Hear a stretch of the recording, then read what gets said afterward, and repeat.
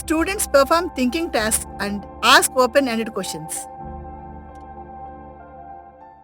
Hello teachers, బోధన దృశ్య మాలికకు స్వాగతం. ఈ వీడియోలో మనం స్టూడెంట్స్ థింకింగ్ టాస్క్ను మరియు తరగతి గదిలో ఓపెన్ ఎండ్ ప్రశ్నలను అడగాలని ప్రోత్సహించే వివిధ మార్గాలను అన్వేషిస్తాం. వీడియో ముగిసే సమయానికి మీరు వీటిని చేయగలుగుతారు. స్టూడెంట్స్ను ఓపెన్ ఎండెడ్ క్వశ్చన్స్ అడిగే అవసరాన్ని మరియు థింకింగ్ టాస్క్ల యొక్క అవసరాన్ని సమర్థించటం.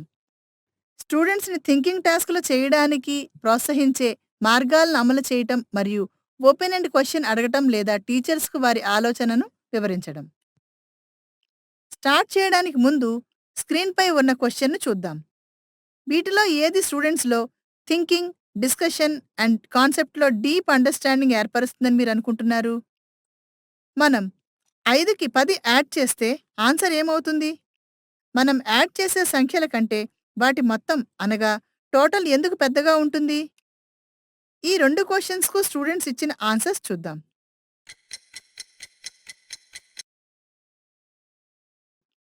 The sum is 15 teacher. మనము నెంబర్స్ని యాడ్ చేసినప్పుడు 2 నెంబర్స్ లేదా థింగ్స్లను కలుపుతాము.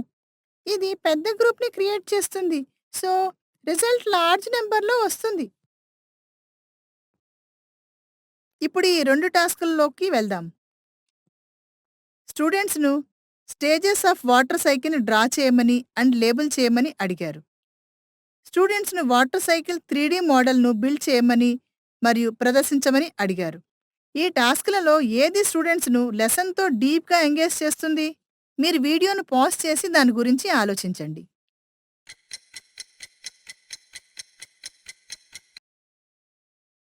మనం అబ్జర్వ్ చేసినట్లుగా స్టూడెంట్స్ను క్రిటికల్ థింకింగ్ చేసేలా ఎంకరేజ్ చేసే క్వశ్చన్స్ అండ్ పాసిబుల్ ఆన్సర్స్లను వెతకడం మంచి అండర్స్టాండింగ్కు యూజ్ అవుతుంది.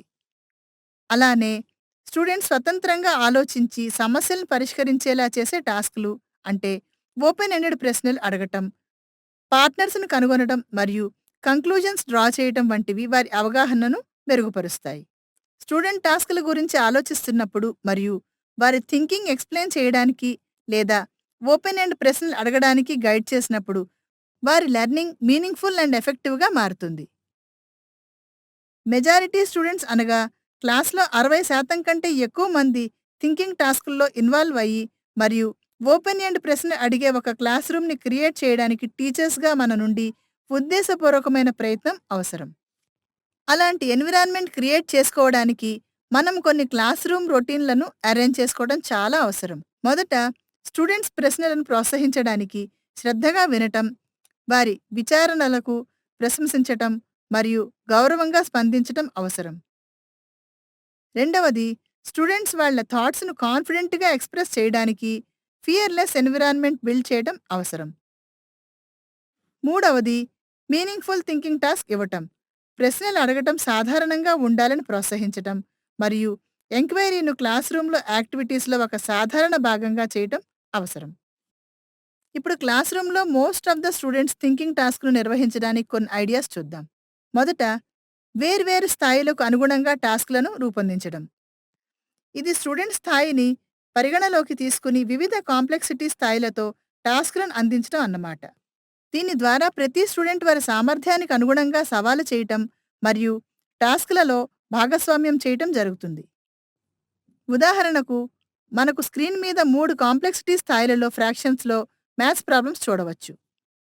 ఫస్ట్ లెవెల్లో మనకు ఒకే డినామినేటర్తో ఉన్న ప్రాబ్లం ఉంది అండ్ స్టూడెంట్స్ న్యూమరేటర్ను కంపేర్ చేయాలి. నెక్స్ట్ లెవెల్లో కాంప్లెక్సిటీ పెరుగుతుంది అండ్ స్టూడెంట్స్ పోల్చడానికి కామన్ డినామినేటర్ కనుగొనవలసి ఉంటుంది.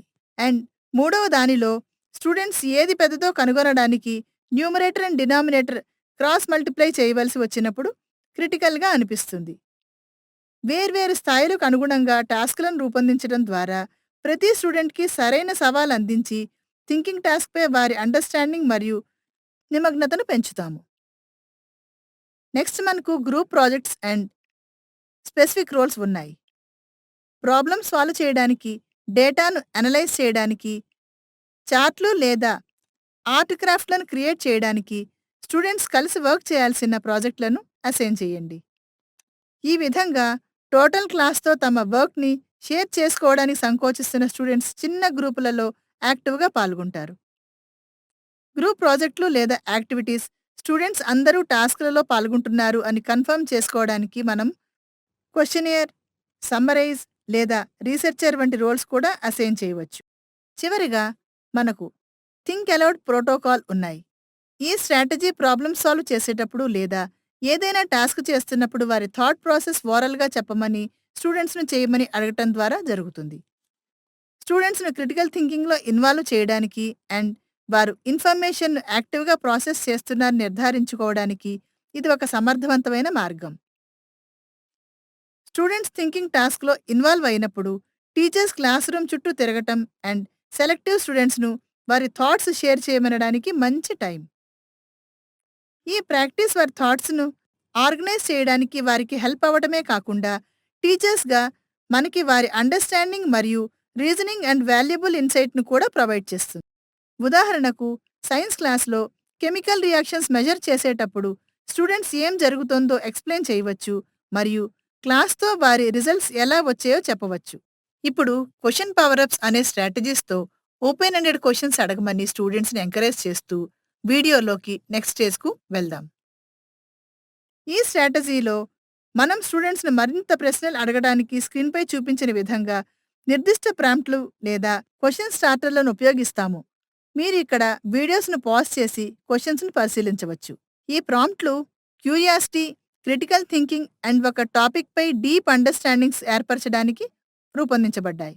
క్వశ్చన్ పవర్అప్లను ఇంప్లిమెంట్ చేయడానికి బ్లూమ్స్ పట్ల వేర్వేరు కాగ్నిటివ్ స్థాయిలపై క్వశ్చన్ స్టార్టర్ల సేకరణను రూపొందించి వాటిని తరగతి గోడపై ఉంచండి. పవర్అప్స్ ప్రశ్నల ప్రయోజనాన్ని విద్యార్థులకు వివరించి వాటిని ఎలా ఉపయోగించవచ్చో ఉదాహరణలను అందించండి. లెసన్ టైంలో థింకింగ్ అలౌడ్ ద్వారా క్వశ్చన్స్ పవర్అప్లను ఎలా ఉపయోగించాలో చెప్పి మీ క్వశ్చన్స్ అబ్జర్వ్ చేసేలా స్టూడెంట్స్ను ఎంకరేజ్ చేయండి. లెసన్లో డిఫరెంట్ పాయింట్స్లో క్వశ్చన్ పవర్అప్స్ ఇలా యూజ్ చేయవచ్చు. ఉదాహరణకు టాపిక్ని ఇంట్రడ్యూస్ చేయడానికి ఇంట్రెస్ట్ అండ్ క్యూరియాసిటీని జనరేట్ చేయడం, డిస్కషన్ జరుగుతున్నప్పుడు డీపర్ థింకింగ్ అండ్ అనాలిసిస్ను ఎంకరేజ్ చేయడం, లెసన్ తర్వాత కీలక పాయింట్లను సారాంశం చేయడానికి మరియు సంబంధాలను ఏర్పరచడానికి. నార్మల్ క్లాస్ రూమ్ డైలీ రొటీన్లో క్వశ్చన్ పవర్అప్లను యాడ్ చేయడం క్లాస్ రూమ్లో క్వశ్చన్ చేసే కల్చర్ను తెస్తుంది. ఈ స్ట్రాటజీ యొక్క చిన్న క్లాస్ రూమ్ ఎగ్జాంపుల్ చూద్దాం. ప్రజాస్వామ్యంలో ఓటింగ్ ఇంపార్టెన్స్పై డిస్కస్ చేస్తున్నాం. ఓటింగ్ పర్సెంటేజ్ను పెంచే మార్గాలు ఆలోచించడానికి హౌ క్యాన్ అనే క్వశ్చన్ పవర్అప్ని యూజ్ చేసుకుందాం. వికలాంగులు ఓటర్స్ బూత్కు వెళ్లారు అని మనం ఎలా చెప్పగలం? ఎక్కువ మంది యూత్ ఓటును వేసేలా చేయటం ఎలా? ఎలక్షన్పై ఉన్న మిస్ఇన్ఫర్మేషన్ ఎలా తగ్గించాలి? స్టూడెంట్స్, ఇవి నిజంగానే మంచి క్వెషన్స్. ఈ క్వెషన్స్ గురించి డీటెయిల్గా డిస్కస్ చేద్దాం. మనం వీడియో ముగింపుకు వచ్చాము. ఇప్పుడు ఒక్కసారి మనం చర్చించిన వాటిని మళ్ళీ పరిశీలిద్దాం. మనం మొదటగా క్లాస్ రూమ్లో స్టూడెంట్ పార్టిసిపేషన్ యొక్క ప్రాముఖ్యతను అన్వేషించాము. ఓపెన్ ఎండెడ్ క్వశ్చన్స్ అడగటం మరియు థింకింగ్ టాస్క్ల్లో నిమగ్నం అవటం ఎలా క్రిటికల్ థింకింగ్ను పెంచుతుందో చూసాం. తర్వాత స్టూడెంట్స్ ప్రశ్నలు అడగడానికి మరియు ఈ టాస్క్ల్లో యాక్టివ్గా పాల్గొనడానికి సురక్షితమైన మరియు ప్రోత్సాహకరమైన వాతావరణం సృష్టించడానికి వివిధ స్ట్రాటజీస్ని చర్చించాము. మనం స్టూడెంట్స్ పార్టిసిపేషన్ని పెంచడానికి స్పెసిఫిక్ ఐడియాస్ పరిశీలించాము. థింకింగ్ టాస్కుల్లో అలాగే స్టూడెంట్స్ను మరింత ఓపెన్ ఎండెడ్ క్వశ్చన్స్ అడగడానికి క్వశ్చన్ పవర్అప్స్ అనే ఒక స్ట్రాటజీని కూడా చర్చించాము. మీరు ఈ ఐడియాస్ మరియు స్ట్రాటజీస్ను క్లాస్ రూమ్లో టీచింగ్లో చేర్చి స్టూడెంట్స్లో క్రిటికల్ థింకింగ్ను ప్రోత్సహిస్తారని ఆశిస్తున్నాము. Thank you.